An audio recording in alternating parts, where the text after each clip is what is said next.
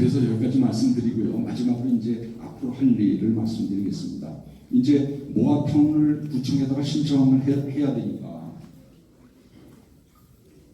일단 30% 여러분들의 주민들의 30% 이상이 동의를 해야 그 동의서를 구청에다가 제출하면서 몇 가지 계획서를 집어서 우리가 이렇게 모아타운을 하고 싶다. 주민들 30% 이상이 동의를 했다. 그래서 그걸 집어넣으면 구청이 그걸 검토를 하고 뭐 주민들이 정말 동의서 낸 게 맞네. 동의서 쭉 보니까 정말 주민들이 30% 이상 냈네. 그리고 여기 계획서를 보니까 그렇게 하면 모아타운 여기가 할 필요도 있고 또 되겠네. 이렇게 되면 이제 그 구청이 그걸 검토를 해서 주민 설명회를 합니다. 그래서 여러분들이 다시 모아서 구청이 나와서 여러분들이 얘기도 좀 듣고 보아하니 주민들이 정말 원하는 것 같다. 이렇게 판단이 되면 구청이 서류를 작성해서 서울시에다가 심의 신청을 하는 겁니다. 서울시가 최종 심의를 합니다.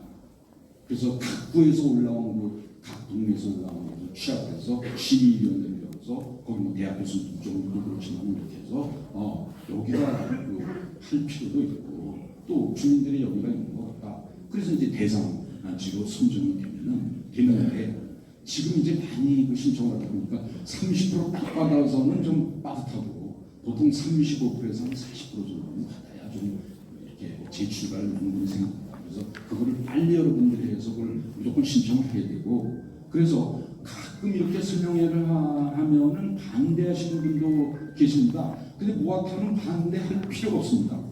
여러분들 지금 현재 여러분들 토지는 여러분들 동네는 7층밖에 못 짓습니다. 그걸 15층까지 해주겠다는 겁니다. 일단 그걸 받아 먹어야지 나중에 하기 싫어서 안 할 수도 있는 겁니다. 그러니까 일단 그걸 받아 먹어야죠. 그렇지 않습니까?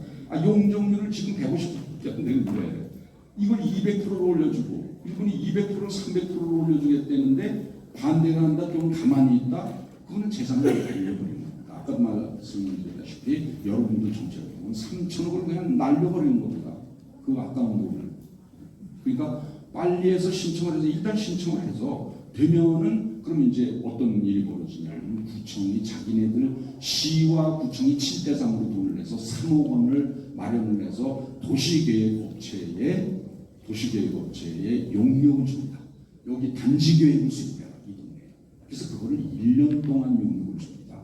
그래서 1년 동안 용역을 주게 되는데 보통 7, 8개월이면 윤곽이 나옵니다. 그 사람들이 하는 건 도시계획을 하는 거죠. 여러분들 6개 구역 전체 도로는 어떻게 뚫고 여기는 도로가 지금 있지만 어느 쪽으로 내가 이걸 몇 미터로 더 확대를 하고 공원을 넣고 이걸 다 하는 거죠. 그래서 근데 그 사람들은 도시계획하는 분들은 전공도 그렇지만 이론적으로도 그렇고 실무적으로도 여러분들의 동네를 위한 단지계획을 세운 게 아닙니다. 여러분. 도시계획이 된 분야 자체가 서울시 전체의 균형 발전. 나아가서는 여러분들 마포구 전체 여러분들 지역뿐만 아니라 마포군의 여러 구역 간의 균형 발전을 위해서는 여기를 어떻게 도시계획을 했냐 이걸 하는 겁니다. 그러니까 여러분들 입장에서는 우리 단지만을 어떻게 잘 이익이 되는 쪽으로 좀 했으면 좋겠는데 그게 그렇게 쉽지 않은 거죠. 그러니까 그 사람들이 일을 할 때 가만히 있으시면 안 되고 전문가를 채용을 하든 자문을 받든 여러분들 중에 전문가가 있으시면 그 쫙 일을 하든지 그래서 이렇게 해달라 저렇게 해달라 적극적으로 해야 되는 겁니다. 그래서 이제 1년이 지나면 7, 8개월이면 그게 나옵니다만 그래서 7, 8개월 동안 가만히 있으시면 안 되고 그런 일이 되고 동의서 또 걷고 80%를 걷어야 되는데 그래야 조합 설립을 해야 되니까 조합 설립을 해서 이제 쭉 하는 거죠. 근데 80% 동의를 받는 건 그렇게 쉬운 일이 아닙니다. 실제로 일을 해보면 그 중에 뭐 일부 또 이민 가신 분도 계시고요. 주소 불명 분도 계시고 그래서 80%를 받는 데는 무슨 90% 이상을 받는 겁니다. 실제적으로는. 그래서 여러분들이 적극적으로 협력을 해야 되고 끝으로 말씀드릴 것은 보통 이 재개발 재건축을 하면 특히 재개발을 하면은 반대하시는 분들이 있습니다. 어느 분들이냐면 상가설주 그리고 대지주. 내가 건물이 말이야 지금 한 2, 30억짜리가 있는데 저 3억짜리 빌라 가진 사람이나 나 30억짜리 가진 사람이나 아파트 분양권 하나 나오면 내가 뭐야 이거 이런 분들 몇 분들이 있습니다. 많지만 동네마다. 그래서 그런 분들이 주로 반대를 하시는데 모아타운은 그게 아니다라는 걸 말씀드립니다. 그래서 재개발 재건축은 여러분들 아시다시피 여러분들이 이 동네에 빌라를 10개 갖고 있다. 그래도 분양권이 하나밖에 안 나옵니다.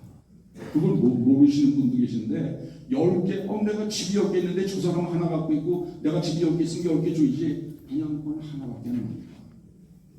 그래서 재개발 재건축은 1+1이라고 해서 이렇게 저렇게 조건이 될 때 하나 플러스 하나.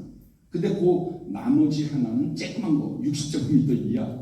그것도 당장 못 팔고 몇 년이 지난 후에만 팔 수 있는 그런 조건을 줍니다. 근데 모아타운은 다릅니다. 가주택하고 모아타운은 3개까지 줍니다. 여러분 3개까지. 그게 다른 겁니다. 그리고 다가구 주택은 다가구, 다세대 다가구, 다세대는 다 독립된 거고 다가구는 하나의 소유주가 집을 이렇게 빌라처럼 줘서 각각 이제 뭐 세를 주고 이런 게 이제 다가구고요. 그죠? 주인이 하나입니다. 그냥 건물이 다 별도의 그거 등기가 되어 있는 게 아니고요. 그래서 다세대하고 다가구가 다른데 다가구 주택의 경우에는 제한이 없습니다. 그 사람의 재산가액을 봐서 재산가액이 많다. 5개, 6개도 줍니다. 근데 다가구 주택이 그 가액을 볼 때 5개, 6개 가액이 될 수가 없는 거죠. 그래서 몇 개밖에 못 받지만 법적으로는 그렇습니다. 그건 왜 그러냐면은 요 박원순 시장님하고 저 문재인 정부가 들어서면서 조그맣게 하면 이런 거 저런 거 특권을 줄게, 혜택을 줄게. 그래서 만든 게 그런 거예요. 그래서 그게 다르기 때문에 제가 가끔 이렇게 설명해 보면 주로 그런 분들이 반대를 하시는데 그걸 잘 몰라서 대부분 이제 주변의 친구한테 물어보시고 이제 부동산 그 중개사 하시는 분들이 좀 많이 아시지 않습니까? 그래서 그분들한테 또 자문받고 그래서 그분들이 하시는 게 모아타운 차이인 거죠. 그래서 20여 년 동안 아는 게 재개발 재건축이고 그럼 재개발 재건축이면 그렇고 그걸 위주로 해서 자문을 드리면 나 반대 이렇게 되는데 그게 아닙니다. 그래서 그걸 마지막으로 말씀드리고 오늘 제 말씀 이걸 마치겠습니다. 들어주셔서 감사합니다.